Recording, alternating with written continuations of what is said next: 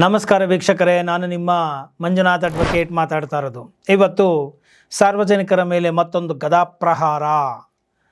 ಏನಪ್ಪ ಅದು ಅಂತ ಹೇಳಿದರೆ, ಈಗ ಎಲ್ಲ ಕಡೆ ಏನು ಮಾಡ್ತಾರೆ, ಬಡವರು ಮತ್ತು ಮಧ್ಯಮ ವರ್ಗದವರು ರೆಸಿಡೆನ್ಷಿಯಲ್ ಬಿಲ್ಡಿಂಗ್ಗಳನ್ನು ಕಟ್ಕೊಂಡಿರ್ತಾರೆ.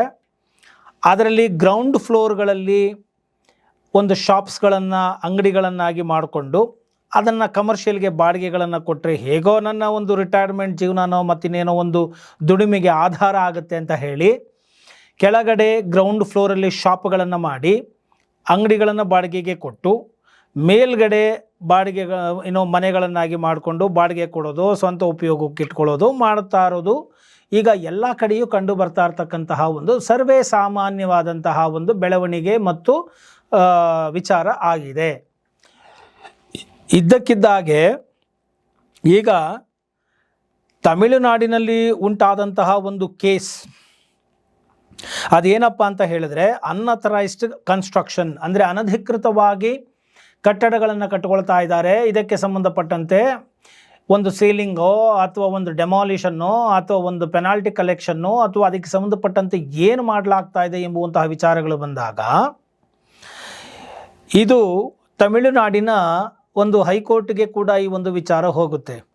ಆ ಹೈಕೋರ್ಟಲ್ಲಿ ನೋಡಿ, ಮಡ್ರಾಸ್ ಹೈಕೋರ್ಟು ಕೇಸ್ ನಂಬರನ್ನು ಕೂಡ ಇಲ್ಲಿ ಹಾಕಿರ್ತೇನೆ. W ನಂಬರು 6145 ಆಫ್ 2025 ಹಾಕಿರ್ತಾರೆ. ಮತ್ತು ಇದನ್ನು ಕರೆಕ್ಟಾಗಿ ಕಂಪ್ಲೈ ಮಾಡಿಲ್ಲ ಅಂತ ಹೇಳಿ, ನಾಟ್ ಮೇಂಟೈನಬಲ್ ಅಂತ ಹೇಳಿ ಡಿಸ್ಮಿಸ್ ಮಾಡಿರ್ತಾರೆ. ತದನಂತರ ಸರ್ವೋಚ್ಚ ನ್ಯಾಯಾಲಯಕ್ಕೆ ಇದು SLP ಆಗಿ ಹೋಗುತ್ತೆ. ಸಿವಿಲ್ ಕೇಸ್ 8044 ಆಫ್ 8045 ಆಫ್ 2025 ನೋಡಿ, ಇಲ್ಲಿ ಹಾಕಿರ್ತಾನೆ. ಕಾಸ್ಟ್ ಟೈಟಲ್ ನೋಡ್ಕೊಳ್ಬಹುದು. ಇದು Loganathan versus state of Tamil Nadu and others ಅಂತ ಹೇಳಿ ಇರುತ್ತೆ.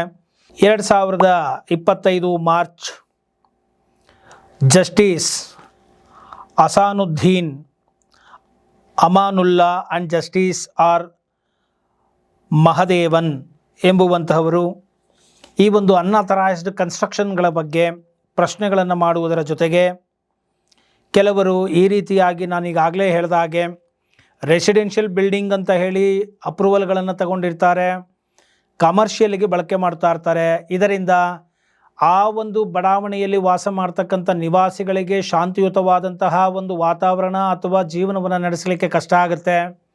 ಶಾಪ್ಸ್ ಕಮರ್ಷಿಯಲ್ ಅಂತ ಹೇಳಿದ್ರೆ ಅಲ್ಲಿ ಕ್ರೌಡ್ ಇರುತ್ತೆ, ಗಲಾಟೆ ಇರುತ್ತೆ, ಗಾಡಿಗಳು ಬಂದು ನಿಂತ್ಕೊಳ್ಳೋದಾಗಿರ್ಬೋದು, ಮತ್ತೊಂದು ಸಮಸ್ಯೆಗಳಾಗಬಹುದು.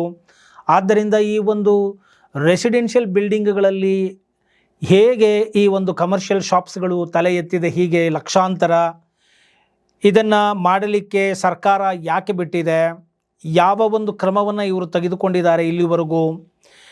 ಒಂದು commercial purpose, semi commercial purpose ಮತ್ತು ರೆಸಿಡೆನ್ಷಿಯಲ್ ಪರ್ಪಸ್ಸು ಅನ್ನೋದು ಇರುತ್ತೆ.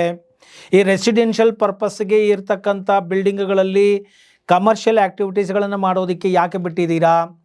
ಕನ್ವರ್ಷನ್ನು ಅವರು ತೆಗೆದುಕೊಳ್ಳದೆ, ಅಪ್ರೂವಲ್ ತೆಗೆದುಕೊಳ್ಳದೆ ಈ ರೀತಿಯಾಗಿ ಕಮರ್ಷಿಯಲ್ಗೆ ಬಿಟ್ಟು ಅವರು ಸಂಪಾದನೆಯನ್ನು ಮಾಡ್ಕೊಳ್ತಾ ಇದ್ದಾರೆ. ಇದರಿಂದ ಸರ್ಕಾರಕ್ಕೆ ಏನು ಆದಾಯ ಬರ್ತಾ ಇದೆ? ಹಾಗಿದ್ದ ಮೇಲೆ ಇವರು ಇಷ್ಟ ಬಂದ ಹಾಗೆ ನಿವಾಸಿಗಳು ರೆಸಿಡೆನ್ಷಿಯಲ್ ಪರ್ಮಿಷನ್ ತಗೊಳ್ಳೋದು, ರೆಸಿಡೆನ್ಷಿಯಲ್ ಬಿಲ್ಲಿಂಗುಗಳು ಮತ್ತು ಬಿಲ್ಗಳು ಬಂದರೆ ಅದಕ್ಕೆ ಬಿಲ್ ಕಟ್ಟೋದು, ಕಮರ್ಷಿಯಲ್ ಆಗಿ ಇವರು ವ್ಯಾಪಾರಗಳನ್ನು ಮಾಡ್ಕೊಳ್ತಕ್ಕಂಥದ್ದು ಮಾಡಿದಾಗ ಕಮರ್ಷಿಯಲ್ಲು ಮತ್ತು ಸೆಮಿ ಕಮರ್ಷಿಯಲ್ ಅನ್ನೋ ಒಂದು ಆಪ್ಷನ್ ಯಾಕಿರಬೇಕು?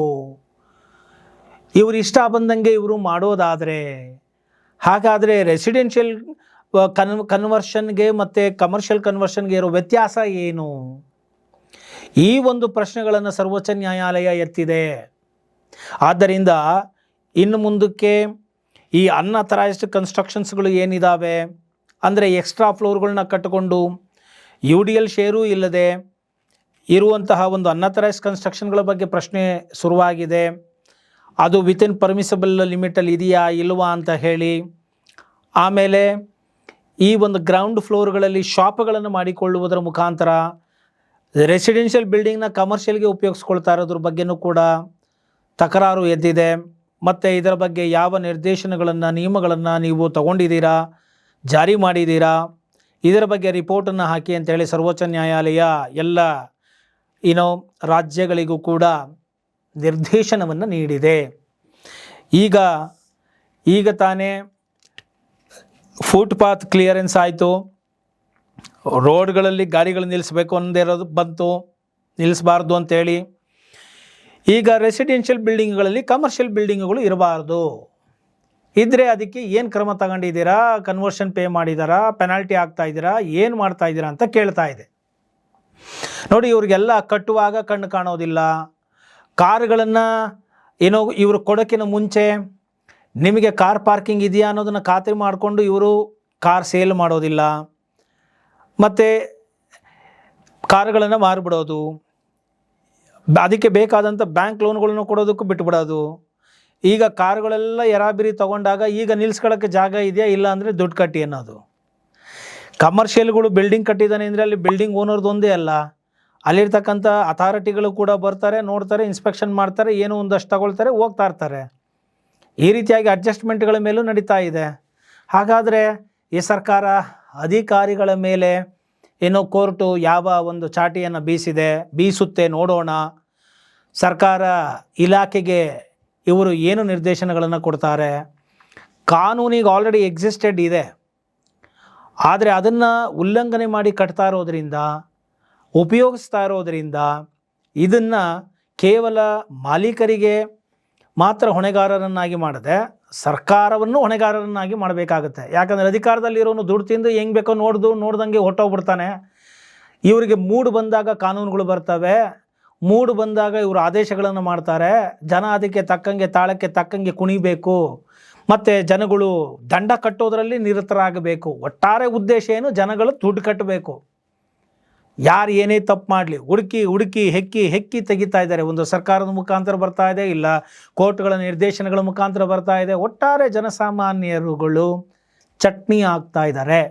ಇರಲಿ, ಕಾನೂನಿಗೆ ಸಂಬಂಧಪಟ್ಟಂಥ ವಿಷಯಗಳನ್ನು ವಕೀಲರು ಜವಾಬ್ದಾರಿಯುತವಾಗಿ ತಿಳಿಸಿದಾಗ ಕಾನೂನುಗಳನ್ನು, ಹಕ್ಕುಗಳನ್ನು, ಕರ್ತವ್ಯಗಳನ್ನು ತಿಳಿಯದೆ ಎಂಟರ್ಟೈನ್ಮೆಂಟ್ ಚಾನೆಲ್ಗಳನ್ನು ನೋಡಿಕೊಂಡು ಟೈಮ್ ವೇಸ್ಟ್ ಮಾಡಿಕೊಂಡು ಬೇಡದೇ ಇರೋವಂಥವ್ರುಗಳಿಗೆ ಓಟ್ಗಳು ಹಾಕ್ಕೊಂಡು ಫ್ರೀ ಬೀಸ್ ಸರ್ಕಾರಗಳನ್ನು ಎನ್ಕರೇಜ್ ಮಾಡಬೇಡಿ ಅಂದರೂ ಮಾಡಿಕೊಂಡು ಟೈಮ್ ಪಾಸ್ಗಳನ್ನ ಮಾಡಿಕೊಂಡು ಜವಾಬ್ದಾರಿಯುತವಾಗಿ ಮಾಡುವ ವಕೀಲರು ಮಾತನಾಡಿದಾಗ ಅಂತಹ ಒಂದು ಚಾನೆಲ್ಗಳನ್ನು ನೋಡಿ, ವಿಡಿಯೋಗಳನ್ನು ನೋಡಿ ಜ್ಞಾನವನ್ನು ಪಡ್ಕೊಂಡು ಇತರರಿಗೆ ಶೇರ್ ಮಾಡಿ ಸುಶಿಕ್ಷಿತ ಸಮಾಜ ಮಾಡುವಲ್ಲಿ ನಿರತರಾಗದೆ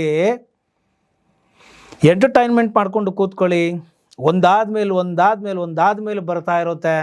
ಸೊ ಯಾವಾಗ ಸಮಸ್ಯೆಗಳು ಬರ್ತದಾಗ ವಕೀಲರೇ ಬೇಕಾಗ್ತಾರೆ ಅಂತ ಹೇಳ್ತಾ, ಕಾನೂನಿನ ಚಾನಲಿನ ಮಹತ್ವವನ್ನು ಅರಿಯಿರಿ, ಕಾನೂನು ತಿಳಿಯಿರಿ, ಮತ್ತು ಇದು ಏನು ತೀರ್ಮಾನ ಬರುತ್ತೆ ನೋಡೋಣ. ಈಗಾಗಲೇ ಯಾರ್ಯಾರು ಏನು ಮಾಡಿದ್ದಾರೆ ಅವರೆಲ್ಲ ಎಚ್ಚರಿಕೆಯಿಂದ ಇರಿ. ಕನ್ವರ್ಷನ್ಗಳು ಮಾಡಿಸ್ಕೊಳ್ಳೋಂಗಿದ್ರೆ ಮಾಡಿಕೊಂಡು ಏನಾದ್ರು ಫೀಸ್ಗಳು ಕಟ್ಟೋಂಗಿದ್ರೆ ಕಟ್ಕೊಳ್ಳಿ. ಇಲ್ಲಾಂದರೆ ಅದಕ್ಕೆ ಇನ್ನೇನು ಕಾನೂನು ತರ್ತಾರೋ, ಇನ್ನೇನು ದಂಡಗಳನ್ನು ಹಾಕ್ತಾರೋ ಗೊತ್ತಿಲ್ಲ. ಸೊ ಇದೆಲ್ಲವೂ ಕೂಡ ಒಂದು ಅಧಿಕೃತ ಆದಾಗ ಮತ್ತೊಮ್ಮೆ ಇದರ ಬಗ್ಗೆ ಮುಂದುವರೆದ ಭಾಗವಾಗಿ ಮಾಡಿ ಹಾಕ್ತೇನೆ ಅಂತ ಹೇಳ್ತಾ ಇವತ್ತಿನ ಈ ಒಂದು ವಿಡಿಯೋವನ್ನು ಇಲ್ಲಿಗೆ ಮುಗಿಸ್ತಾ ಇದ್ದೀನಿ. ಇಷ್ಟ ಆಗಿದ್ದೆ ಆದಲ್ಲಿ ಮರೆಯದ ಹಾಗೆ ಲೈಕ್ ಮಾಡಿ, ಇತರರಿಗೂ ಶೇರ್ ಮಾಡಿ, ಕಾಮೆಂಟ್ ಮಾಡಿ. ಜೈ ಹಿಂದ್, ಜೈ ಕರ್ನಾಟಕ ಮಾತೆ.